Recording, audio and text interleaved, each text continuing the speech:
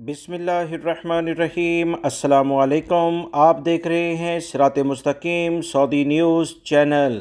Saudi वजारत सेहत की जानिब से पिछले 24 घंटों के लिहाज से कोरोना की ताज़ा तरीन रिपोर्ट जारी की गई है, जिसमें बताया गया है कि पिछले 24 घंटों के दौरान कोरोना के केसेस में काफ़ी ज़्यादा इजाफ़ा रिकॉर्ड किया गया है।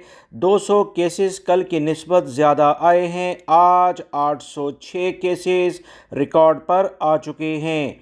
सऊदी वजारत सेहत ने तमाम लोगों को एहतियाती तदाबीर पर अमल करते हुए ख़बरदार किया है कि एहतियाती तदाबीर लाजमन इख्तियार की जाएँ। सऊदी वजारत सेहत की जानिब से मज़ीद जो रिपोर्ट आई है कि एक शख्स का कोरोना की वजह से पिछले 24 घंटों के दौरान इंतकाल भी हो गया है।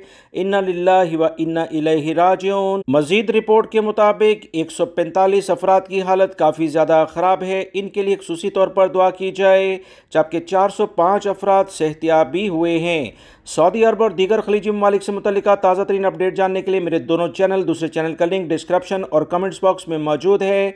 अहम तरीन इतलात उस पर भी शेयर की जाती हैं, उसे भी सब्सक्राइब कीजिएगा, वीडियो लाइक करके शेयर भी कीजिएगा। अस्सलामु अलैकुम।